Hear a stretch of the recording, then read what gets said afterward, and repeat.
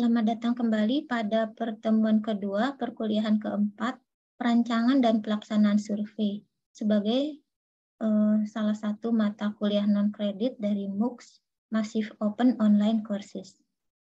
Sebagaimana kita ketahui bahwa ada dua jenis pengambilan sampel, yaitu non-probability sampling dan probability sampling.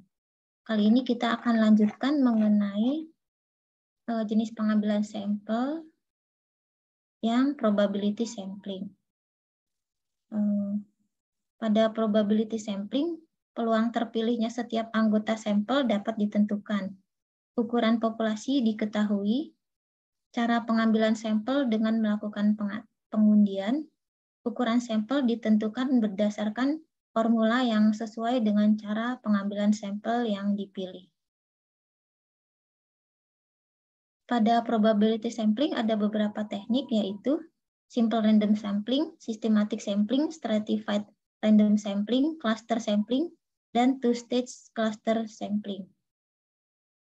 Berikut ini adalah simple random sampling, di mana populasi pada penelitian ini homogen, sehingga simple random sampling dapat dilakukan.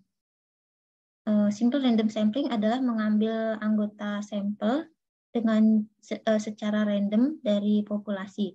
Contoh di sini adalah ada gambar populasi dan kita akan mengambil sampel secara random. Misalnya sampel yang terpilih adalah individu dengan nomor 2, 14, 16, 21, 25, dan 24. Atau kita misalkan ambil lagi, atau dengan cara yang sama, kita bisa saja sampel yang terpilih adalah yang berwarna transparan ini.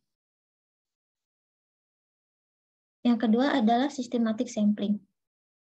Di sini populasi terbagi menjadi beberapa bagian, misalnya terbagi seperti pada gambar ini, lalu dilakukan pengundian 1 sampai dengan 4. Misalkan diperoleh angka 2, maka unit sampel yang masuk dalam sampel adalah unit sampel nomor 2, 6, 10,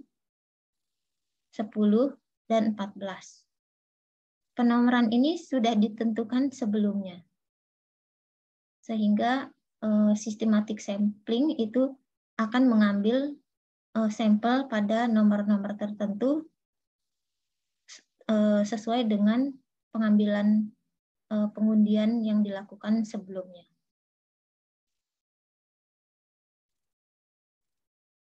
Jika populasi random, maka efisiensi systematic sampling sama dengan simple random sampling. Tetapi seringkali untuk populasi yang besar, systematic sampling lebih mudah dilakukan. Yang kedua, jika populasi berurut, maka systematic sampling lebih baik dilakukan dibandingkan simple random sampling. Jika populasi periodik, maka simple random sampling lebih baik daripada systematic sampling. Yang berikutnya adalah stratified random sampling. Pada stratified random sampling, populasi terbagi menjadi beberapa strata. Contoh ini, populasi terbagi menjadi 3 strata dengan anggota populasi adalah 200, 300, dan 500. Dari setiap strata akan diambil sampel dengan ukuran proporsi yang sesuai dengan ukuran sampel yang akan diambil. Misalnya, ukuran sampel yang akan diambil adalah 100, sedangkan keseluruhan anggota populasi adalah 1000, sehingga proporsinya adalah 1/10.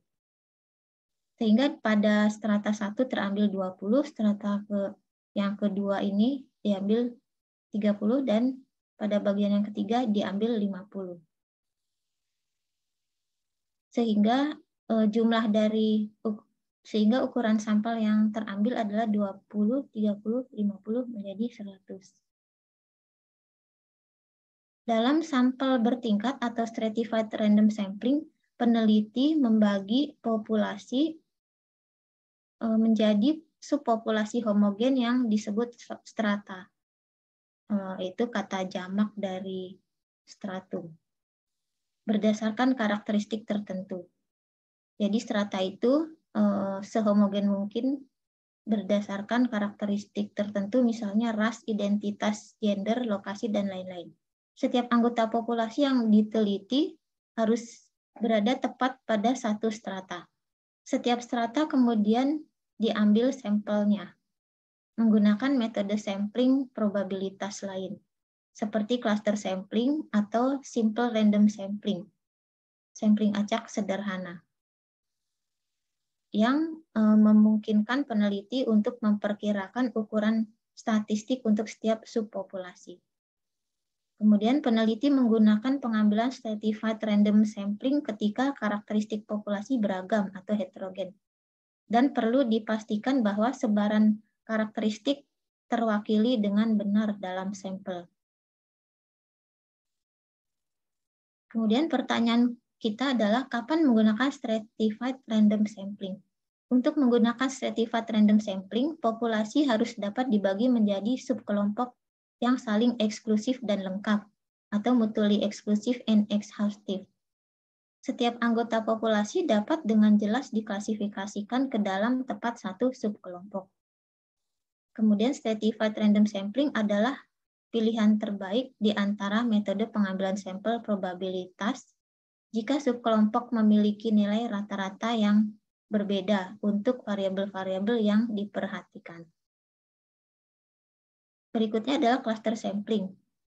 Pada cluster sampling, populasi terbagi menjadi beberapa cluster atau kelompok. Kemudian diambil cluster yang akan menjadi sampel secara random. Dalam contoh ini terambil cluster 3, 6, dan 8, sehingga seluruh anggota dalam cluster 3, 6, dan 8 akan menjadi anggota sampel. Yang berikutnya two-stage cluster sampling. Jadi two-stage cluster sampling adalah melanjutkan dari apa yang sudah dilakukan pada cluster sampling. Pada contoh ini, dari cluster yang terambil, diambil lagi sampel dari dalam cluster tersebut masing-masing. Sehingga sampel yang terambil, anggota sampel yang terambil dari setiap cluster akan menjadi anggota sampel dalam penelitian. Jadi tidak semua anggota dalam cluster yang akan menjadi anggota populasi. Tidak semua anggota yang ada dalam cluster terpilih yang menjadi anggota sampel, tapi dipilih lagi sebagian sebagai sampel yang terpilih. Di sini ada penjelasan sampel cluster 2 tahap atau two-stage cluster sampel diperoleh dengan terlebih dahulu memilih sampel secara probability sampling dari cluster dan kemudian memilih elemen dari setiap sampel cluster secara probability sampling. Two-stage cluster sampel menguntungkan ketika kita ingin memiliki elemen sampel yang secara geografis berdekatan, karena akan menghemat biaya perjalanan. Beberapa hal yang perlu diperhatikan dalam menentukan ukuran sampel. Ukuran sampel ditentukan dengan mempertimbangkan hal-hal berikut, yaitu ukuran populasi, variasi dalam populasi atau heterogenitas populasi, waktu, dan biaya. Hal lain yang juga perlu diperhatikan adalah untuk probability sampling, ada formula untuk menentukan ukuran sampel. Perlu diperhatikan juga risk-based sampling, yaitu resiko pengambilan sampel yang kurang representatif atau tidak mewakili populasi. Sehingga sebagai akibatnya peneliti menarik kesimpulan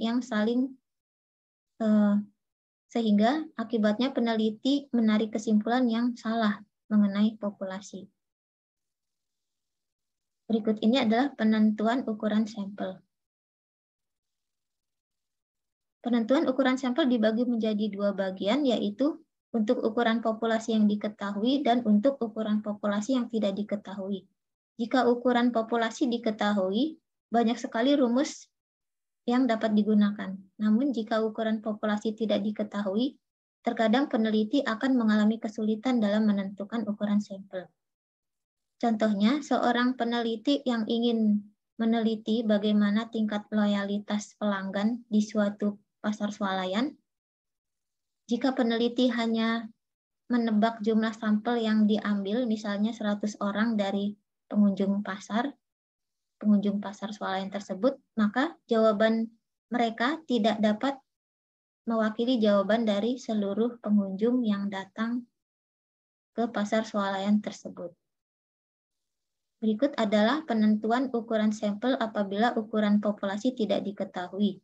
Yang pertama, arbitrary, unaided judgment. Metode ini dapat menentukan besar sampel secara arbitrer, namun tanpa didasari oleh alasan yang kuat. Maka sebaiknya peneliti menghindari metode pendekatan ini. Yang kedua, pendekatan biaya, all you can afford.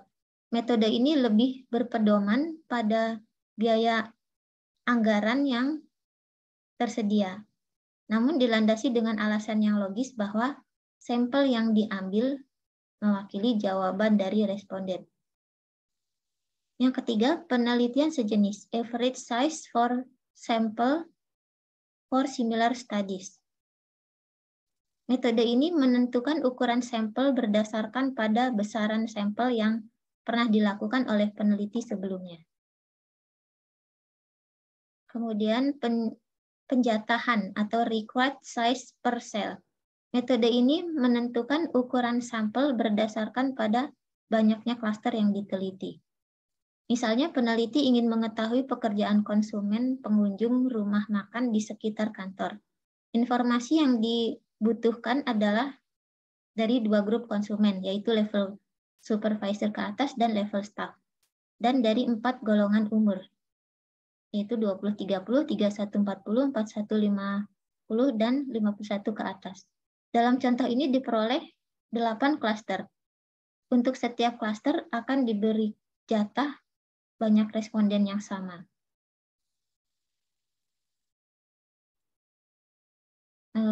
Gay dan Dale menuliskan bahwa untuk penelitian deskriptif, ukuran sampelnya 10% dari ukuran populasi. Penelitian korelasional paling sedikit 30 elemen populasi. Penelitian perbandingan kausal 30 elemen per kelompok. Untuk penelitian eksperimen 15 elemen per kelompok. Berikutnya adalah penentuan ukuran sampel apabila ukuran populasi diketahui. Persamaan yang dirumuskan oleh Slovin sebagai berikut. N kecil sama dengan N besar dibagi 1 tambah NE pangkat 2. N kecil adalah jumlah ukuran sampel. N kecil adalah ukuran sampel, N besar total populasi, jumlah seluruh anggota populasi, E adalah error tolerance, toleransi terjadinya galat. Biasanya dalam ilmu sosial dan pendidikan lazimnya 0,05 yang ditentukan oleh kebijakan peneliti. Berikut adalah tabel ukuran sampel berdasarkan ukuran populasi. Latihan untuk pertemuan kali ini yaitu latihan keempat. Anda diminta untuk menentukan teknik sampling yang Anda pilih. Yang kedua, kumpulkan data berdasarkan teknik sampling yang Anda pilih.